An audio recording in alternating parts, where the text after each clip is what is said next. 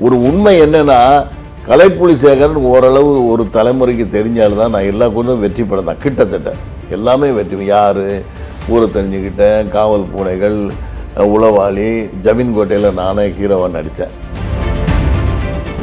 நடிகர் விஜய் பல வருஷமாக சினிமாவில் இருந்து தியேட்டருக்கு விநியோகஸ்தர்களுக்கு நல்ல லாபம் சம்பாதிச்சு கொடுத்தாரு. ஆனால் இப்போ அரசியலுக்கு வர்றதுனால சினிமா விட்டே விலகிறேன் அப்படின்னு அறிவிச்சிருக்காரு. இதனால யாருக்கு நஷ்டம் நினைக்கிறீங்க? எனக்கு தெரிஞ்சு அவருக்கு ஒரு நஷ்டம் இருக்குது. இந்த ஓடிடியுடைய பயங்கரமான வீழ்ச்சி இருக்குது சார். ஓடிடியில் வெளியே சொல்கிற மாதிரி ஓடிடி யாரும் அள்ளி கொடுத்துறதில்ல. அவங்களே இப்போ ரொம்ப ரெஸ்ட்ரிக்ட் பண்ணிட்டாங்க. ரேட்டு இல்லை டிஸ்ட்ரிபியூஷன் போட்டுக்குவோம். எந்த தயாரிப்பாளனும் சார் எல்லாரையும் ஏசி ஈஸின்னு போட்டு அனுப்பாங்க. கடைசியில் செகண்ட் கிளாஸில் டிக்கெட் கிடைக்கும். உங்கள் டிஜிட்டல் வந்துருச்சு. நீங்கள் நினச்சா நாளைக்கு ஹீரோ, நீங்கள் நினச்சா ஒரு கதை, நீங்கள் நினச்சா அது என்னவோ எடுத்துக்கிட்டு லேடிஸுங்கிற நடிகைகளுக்கெல்லாம் புள்ளிங்கிறது ஒரு படம் தான். அந்த ஒரு படம் விழுந்தாலே அடுத்து ஒன்றும் இருக்காது. இன்றைக்கி சூப்பர் ஸ்டார் லேடிங்க எல்லாத்துக்கும் சொல்கிறேன். இன்றைக்கி ஒரு படம் அவங்கள வச்சு ஓடலாம், கூட ஆளுங்களை வச்சு டைரக்டர் வச்சு தான் அந்த ஓப்பனிங்கு. இதே பெரிய லேடிஸ் சூப்பர் ஸ்டார் நடித்ததுங்கெல்லாம் இப்போ என்ன பிரச்சனையாச்சுன்னா, திரையரங்கங்களையும் சிங்கிள் தியேட்டர் இருக்குல்ல, அதெல்லாம் ஒன்றும் வருமானமே இல்லை. அவங்களுக்கு நிறையா செலவு இருக்குது. ஜனங்க வந்து அந்த சரி பாருங்கள் பெரிய படம், அந்த படம் நல்லா இருந்துச்சுன்னா ஒரு 10 நாள் தாக்கு பிடிக்குது. ஏன்னா நல்லா இல்லைன்னா 4வது நாள் திங்கக்கிழமை ஒன்றும் இருக்காது. இன்கம் டேக்ஸில் ஒன்றும் அறிக்கை கொடுக்குறது இல்லையா? விஜய் இவ்வளோ தான் சம்பளம் வாங்குறேன்னு அவங்க, ரஜினி இவ்வளோ வாங்குறேன்னு சொல்கிறாங்களா? இது அவங்களும் அட்ஜஸ்ட்மெண்ட்லாம் இருக்கும் சார். அது பொய். என்ன கேட்டால் அவ்வளோ சொல்லுவாங்க. வெளியே தெலுங்கு நடிகர்லாம் ஓரளவு ஒரு அமௌண்ட்டை வாங்கிட்டு படம் ரிலீஸை பார்த்து அதுக்கேற்ற மாதிரி வாங்கிக்கிறாங்க. ஆனால் தமிழில் அப்படி இல்லை. எந்த நடிகர்களும் அப்படி.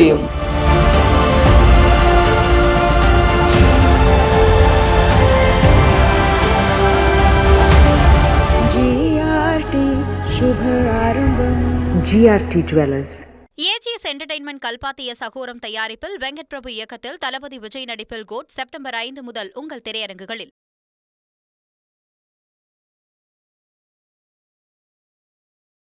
இன்றைய நமது சிறப்பு விருந்தினர் திரைப்பட விநியோகஸ்தர்கள் சங்க செயலாளர், தயாரிப்பாளர், நடிகர், இயக்குனர் திரு கலைப்புலி சேகரன் அவர்கள். வணக்கம் சார். தமிழ் சினிமாவில் மனசில் பட்டதை பளிச்சுன்னு ஓப்பனாக பேசக்கூடியவர் கலைப்புலி சேகரன் அவர்கள் அப்படின்னு ஒரு பேர் இருக்குது. இப்போ நீங்கள் திரைப்பட விநியோகஸ்தர் சங்க செயலாளராகவும் மாறி இருக்கீங்க. அதற்கு என்னுடைய மனமார்ந்த வாழ்த்துக்கள். கொஞ்சம் வெளிப்படையாக ஓப்பனாகவே சொல்லுங்கள் சார், தமிழ் சினிமா இப்போ எப்படி இருக்குது? தமிழ் சினிமா என்பது வழக்கமாக எல்லாம் சொல்கிற மாதிரி தான். நல்லால சொல்லியிருப்பாங்க. தமிழ் சினிமா நல்லா இருக்கா, நல்லா இல்லையா? என்னை கேட்டால் ஒரு சிலருக்கு நல்லா இல்லை, ஒரு சிலருக்கு நல்லா. உங்களுக்கு? எனக்கு வந்து சார், நான் வந்து இப்போ விநியோகஸ்தராக தான் நான் இந்த தொழிலில் பிறந்தேன்னு வச்சுங்களேன். ஆனால் இப்போ நான் வாழுகிறது வந்து தயாரிப்பாளர் தான் இருக்கிறேன். நான் படம் தான் எடுக்கிறேன். விநியோகஸ்தரெலாம் விட்டுட்டேன். ஏன்னா அந்த அளவுக்கு ஒரு தனிப்பட்ட ஆள் இன்றைக்கி வந்து விநியோகஸ்தர்களை ஜெயிக்கிறது வந்து ரொம்ப கஷ்டமாக இருக்குது. கார்ப்பரேட் கம்பெனிங்க அது பெரிய கம்பெனிங்க வந்துட்டாங்க.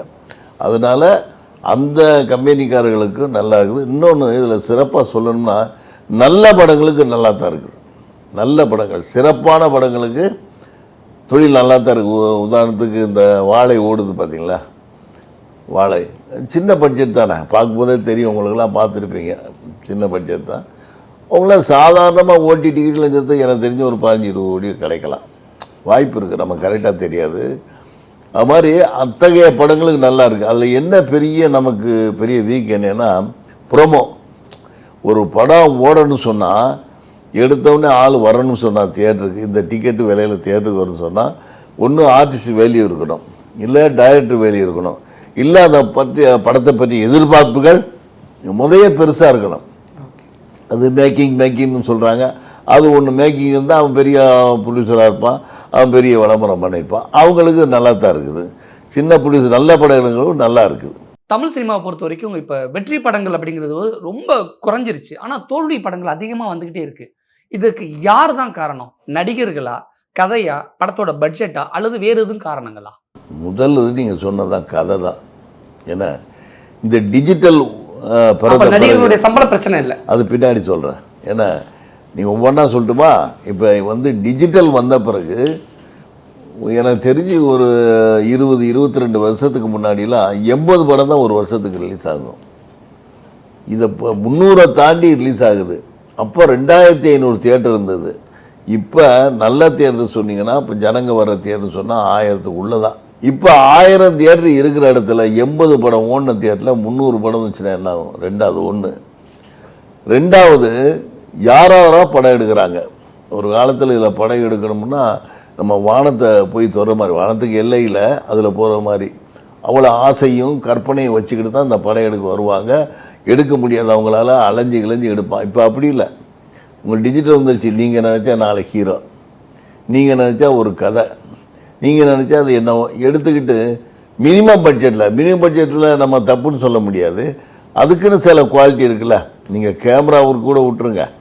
நல்ல படங்களாக இருந்து நல்ல கதை அம்சம் இருந்தால் நல்ல இதாக இருந்தால் ஒன்று வணிக நோக்கில் இருக்கணும், இல்லையா விருது நோக்கில் ஒரு வாழ்வியலை வச்சு கொஞ்சம் நல்லா இருந்தால் கொஞ்சம் இன்ட்ரெஸ்டிங்காக இருந்தால் அந்த படங்களை ஓடிடும்.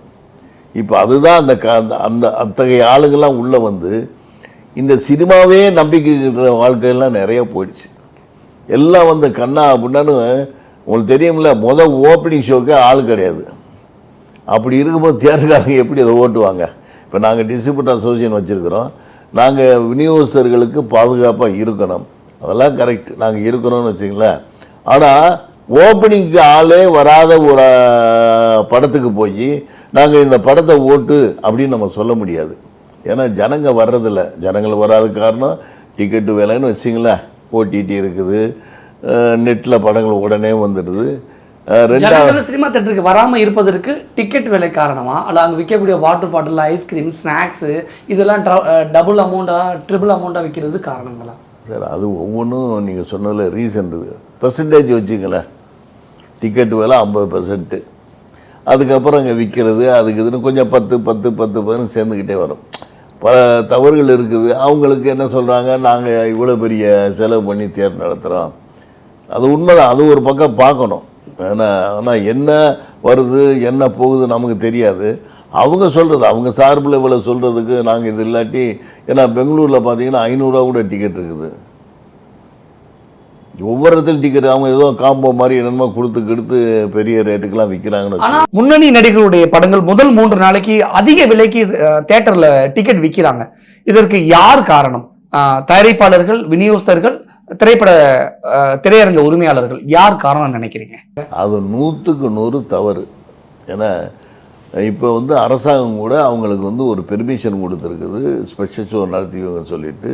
அதுக்கு ஒரு லிமிட்டாக டிக்கெட்டு விலையை வச்சு அவங்க இது பண்ணி ஜிஎஸ்டிலாம் கட்டி பண்ணணுன்னு இருக்குது. இந்த 1000 2000ங்கெல்லாம் எங்கே வருதுன்னா பிளாக் பண்ணி அந்த வச்சு வெளியே டிக்கெட் விற்கிறாங்க. ரசிகர்கள் என்ற போர்வையில் இது எந்த நடிகர்களும் அவங்க ரசிகர்களை கண்ட்ரோல் பண்ண கிடையாது. தியேட்டருக்காரங்க 500 ரூபா கொடுக்குறத ரசிகர் மன்றங்கள் 1000 ரூபான்னு விற்கிறாங்க. நான் என்ன சொல்கிறேன், இன்றைக்கி பொது வாழ்க்கையில் வரணுங்கிற நிறையா நடிகர்கள் இருக்கிறாங்க. ஏன் அவங்க இதெல்லாம் அவங்க ரசிகர்களுக்கு சொல்ல மாட்டாங்க? அடுத்து கூட ஒரு நடிகர் வந்து முதலமைச்சர் வேட்பாளர் நிற்க போறாரு. ஆமாம், அது அவருடைய விருப்பம். அப்படிப்பட்ட நடிகர்கள் கூட சொல்றது இல்லையா? எனக்கு தெரிஞ்சு அதிக விலை கொடுத்து டிக்கெட் விற்க வேண்டாம்னு சொல்றது இல்லையா? ஆமாம், ரஜினிகாந்த் சொன்னார். உண்மையிலே ரஜினிகாந்த் சொன்னார், ரொம்ப அதிகமாக என் படத்து டிக்கெட்டை விலை விற்காதீங்க, சின்ன ஆளுகளாக பார்க்க முடியாமல் போயிடணும் அவர் ஒரு வாட்டி சொன்னார். ரஜினியை தவிர என்னுடைய படத்துக்கு டிக்கெட் விலையை உயர்த்தி விற்காதீங்க அப்படின்னு எந்த நடிகருமே சொல்லல. அஜித் சொன்னார்.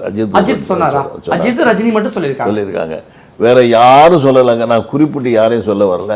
அது மாபெரும் பிழை. நீங்க அப்புறம் பொது சேவைக்கு வந்து என்ன பண்ண போறீங்க? இந்த கேள்வி நான் இப்படி கேட்கிறேனே, ஒரு பக்கத்துல தியேட்டர்ல டிக்கெட் விலை அதிகமா விற்கப்படுது, இன்னொரு பக்கத்துல வெளியில 20 ரூபா 30 ரூபாய்க்கு கிடைக்கக்கூடிய வாட்டர் பாட்டில் உள்ள 70 ரூபாய்க்கு கிடைக்குது. 2 wheeler parking, car parking, popcorn, ice cream எல்லாமே டபுளா ட்ரிபிளா விற்கிறதுனாலதான் பொதுமக்கள் சினிமா தியேட்டருக்கே வர்றது கிடையாதா? நடிகர் ரசிகர் மன்றங்கள், நான் நடிகரை சொல்ல விரும்பல, ஆனால் அவரை ஆதரிக்கிற ரசிகர் மன்றங்கள்லாம் இந்த பிள்ளையை செய்கிறாங்க. நீங்கள் செஞ்சு நீங்கள் மட்டும் சம்பாத்தியம் பண்ண போங்க, நான் அப்புறம் வேடிக்கையாக பார்ப்பேன். நீங்கள் மட்டும் என் தியேட்டரில் ஒரு ரசிகர்கள் கொண்டாட தானே தியேட்டருக்கு வராங்க. கொண்டாடத்தானே அதிக அமௌண்ட் விற்கிறாங்க. நீங்கள் இல்லை, நீங்கள் கொடுக்கறதுனால வர்றாங்க, எங்களுக்கு இவ்வளோ கொடுங்கன்னு சொல்லிட்டு இவங்கெல்லாம் வெளியே கொண்டு அதிகமாக விற்கிறாங்க. சார் தியேட்டரில் 500 ரூபா விற்கிறாங்கன்னு வச்சுக்கலாம், ஸ்பெஷல் உதாரணத்துக்கு சொல்கிறேன், நம்ம இதாக சொல்ல முடியாது. 500 ரூபா தியேட்டரில் விற்கிறத 1000க்கு 2000க்கு விற்கிறது யார்? அவங்களுடைய அபிமானிகள் தானே, ரசிகர்கள் தானே. அதை அவங்க நடிகர்கள் கேட்கணும்ல.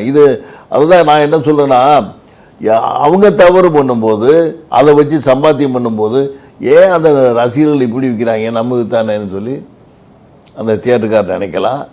அதை வச்சு அந்த டிஸ்ட்ரிபியூட்டர் ஏப்பா நீ வைக்கும்போது எனக்கு கொடுக்க மாட்டீங்களா, எனக்கு இதை கொடுங்கன்னு அவங்க கேட்கலாம். இதை வச்சு அந்த ப்ரொடியூசரும் கேட்கலாம், ஏப்பா என்னப்பா அநியாயமாக இருக்குது, ஏன் படத்தை நீங்கள் பண்ணுறீங்க. அப்போ எங்கே போகுதுன்னா பட விலை ஏறுது, ஆட்டோமேட்டிக்காக ஹீரோ சம்பளத்தை ஏற்றிடுறாரு.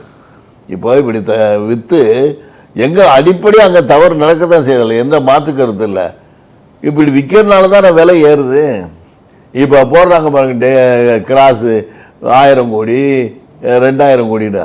ஆனால் உண்மையில் அந்த கிராஸில் எவ்வளவு டேக்ஸ் போகுது, எவ்வளோ ஜிஎஸ்டி போகுது, அதுக்கடுத்து அந்த டேம்ஸு பப்ளிசிட்டி கழித்து அந்த டிஸ்ட்ரிபியூட்டருக்கு கமிஷனை கொடுத்து அதெல்லாம் கழித்து நீங்கள் வந்துக்கிட்டே இருந்தால் இது பெரிய கணக்கு போட்டிங்கன்னா பாதி கூட நிற்காது. அப்போ 1000 கோடி வசூல் 2000 கோடி வசூல்னு சொல்கிறோம்னா புருடாவா, சும்மா கதாலந்து விடுறாங்க. புருடா இல்லை, அதில் ஒரு சிலர் கரெக்டாக போடுறாங்க, நான் பார்க்குறேன். ஒரு சிலர் கரெக்டாக இருக்குது, செக் பண்ணி பார்க்கும்போது மீதியெல்லாம் பொய் நிறையா இருக்குது. அந்த 1000 கோடி கலெக்ஷனுங்கிறது படத்தை இன்னும் கிராஸு தானே, அது மொத்த வசூல் தானே. ஓகே, இதில் ஃபாரினில் வேறு மாதிரி டேக்ஸு, ஒவ்வொருத்துக்கும் டேக்ஸ் மாறுபடும். இது சில ஸ்டேட்டுங்களில் வந்து அவங்க கவர்மெண்ட் என்டர்டெயின்மெண்ட் டேக்ஸ் வந்து ஃப்ரீ பண்ணிட்டாங்க. அப்போ அங்கே ஒரு டேக்ஸ் வேறு மாதிரி இருக்கும், இங்கே தமிழ்நாட்டில் வேறு மாதிரி இருக்கும். அதில் ஒவ்வொன்றுக்கும் வித்தியாசப்படுது. இதெல்லாம் கழிச்சு பார்த்தீங்கன்னா நீங்கள் சொல்கிற கிராஸுக்கும் அவங்க ஷேருக்கும் நீங்கள் அப்பா 1000 கோடிப்பாங்க, கடைசியில் அது எவ்வளோவில் வந்து நிற்கும், பாதியில் கூட நிற்காது. அதில் தான் நிறையா கம்பெனிலலாம் நிறையா படங்கள் லாஸு தாங்க, வெளியே சொல்கிறாங்க, பெரிய பெரிய படங்கள்லாம் லாஸ் ஆகிருக்குது. இதுக்கு முன்னாடி நாங்கள் கேள்விப்படும் போதெல்லாம் அந்த நடிகர் இத்தனை லட்சம் தான் சம்பளம் ஆனார், மிஞ்சி போனால் ஒரு 1 கோடி 1.5 கோடி இப்படி தான் சொல்லுவாங்க.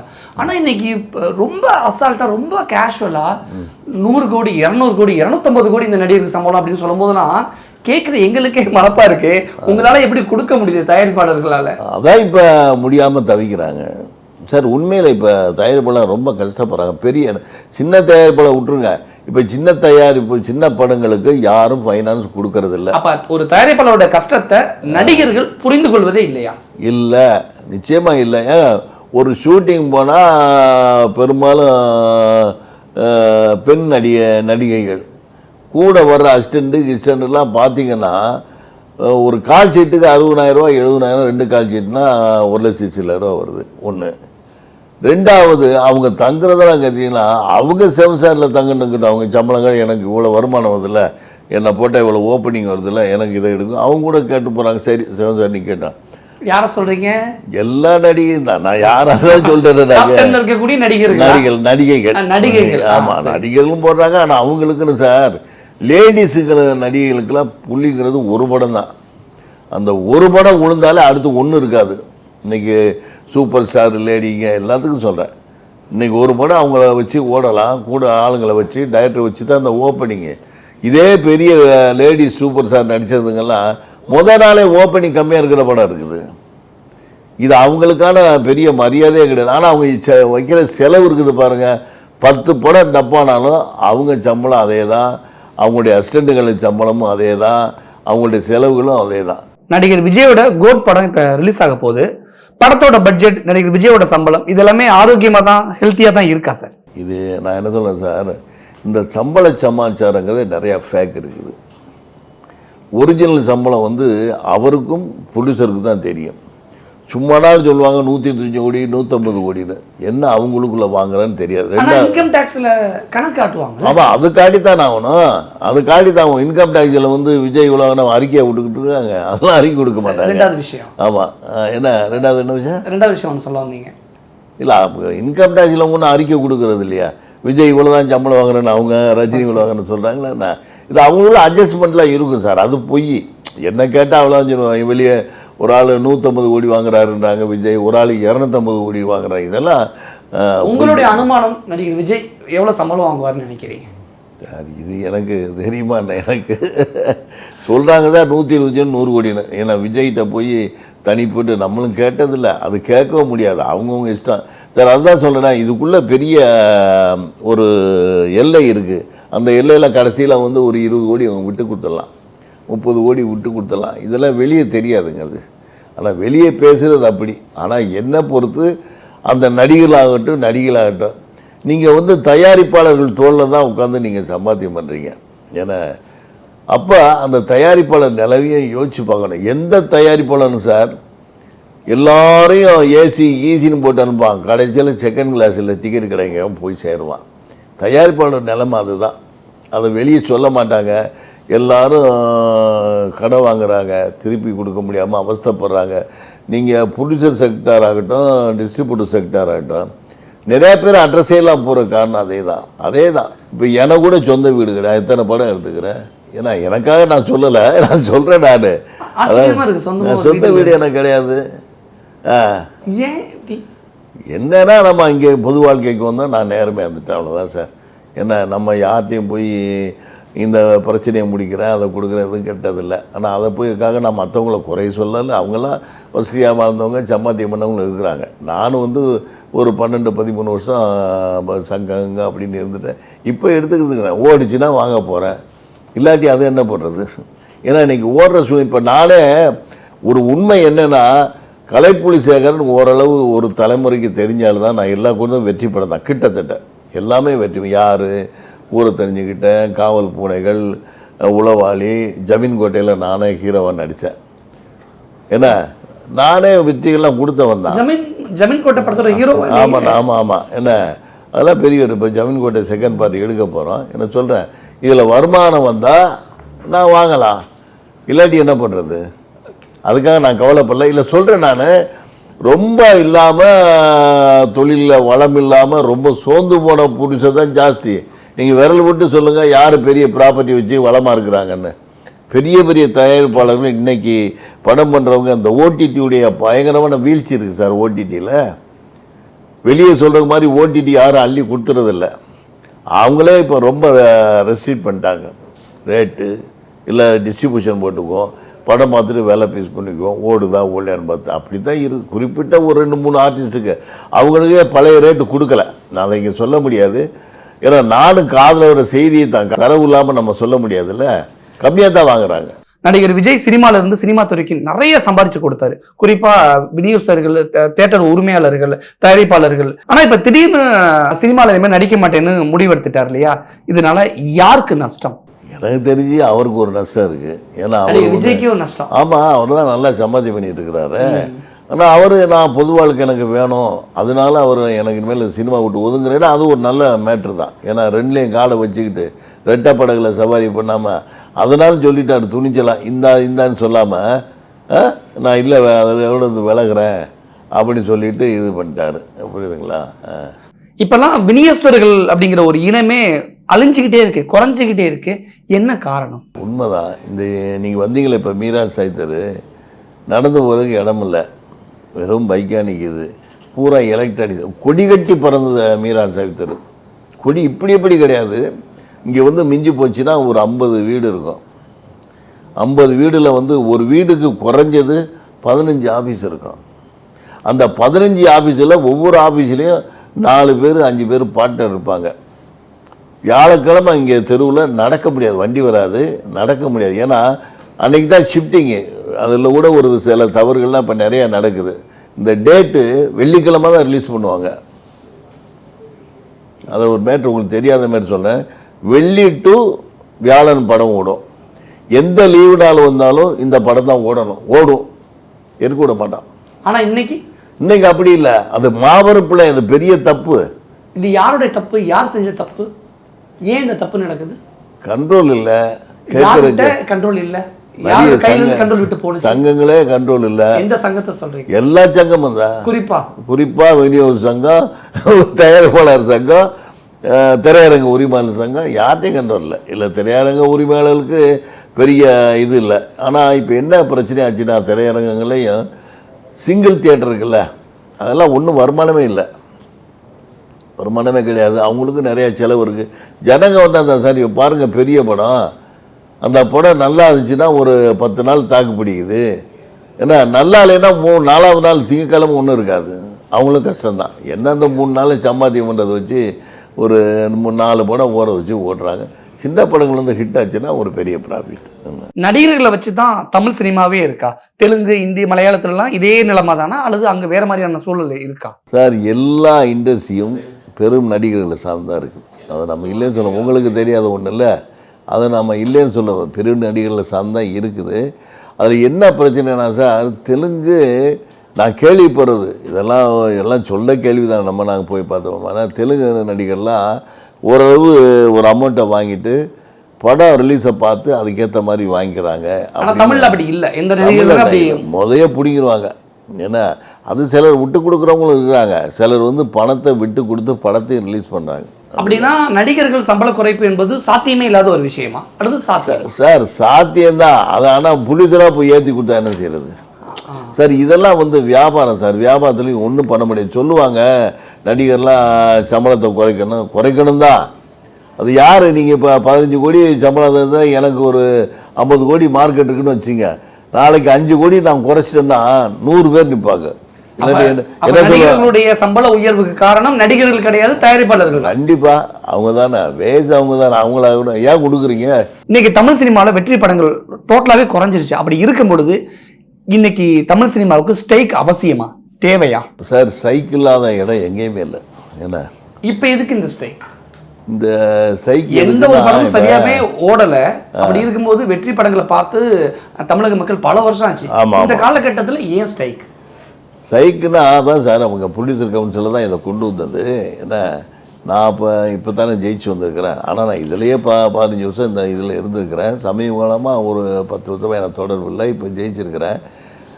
சங்க ஸ்ட்ரைக்குங்கிறது வந்து சார், அவங்க சொல்கிற காரணம் வந்து செலவுகளை குறைக்கணும். அது வெற்றியா தோல்வியா, நிற்குமா நிற்காதான் நம்ம சொல்ல விரும்பலை. டிஸ்ட்ரிபியூட்டர்களும் அதுக்கு சப்போர்ட் பண்ணுறேன்னு சொல்லியிருக்கிறாங்க. செலவுகளை குறைக்கணும், அது தவிர்க்க முடியாத ஒன்று சார். அத்துமீறிய செலவு, எல்லாம் ஸ்டார் ஹோட்டல் அது இது சார். இங்கே கேரளாவிலலாம் மம்முட்டி அவர் தான் கேரவன் வச்சுக்கிறாரு. அவர் சம்பளத்தில் கொஞ்சம் அவங்க சம்பளம் கேட்குறதில்ல. அவங்க மேக்கப் மேனுக்கோ இவருக்கோ சம்பளம் கேட்குறதில்ல. அவருக்கு அப்படி உள்ளவங்க இருக்காங்க. மற்றபடி இவங்களுக்கு அதை பற்றி கவலை இல்லை சார். இதில் ஆமாம், இதில் இன்னும் நிறைய ரகசியம் இருக்குது சார் அந்த படம் வாங்குறதுல. எனக்கு தெரிஞ்சு நாங்கள் படம் எடுக்கும்போது எல்லாருக்கும் அந்த நடிகர்கள் பேரை இல்லை, எல்லாருக்கும் வாங்குவாங்க. அந்த சம்பளம் இந்த சம்பளம் வாங்கிட்டு இவங்க அவங்களுக்கு கொடுப்பாங்க பணத்தை. 2000னா இந்த வச்சுக்க, 1000 வச்சுக்க அப்படிம்பாங்க. அந்த அந்த வரவே அவங்களுக்கு பெரிய வரவாக இருக்கும். இது உண்மை.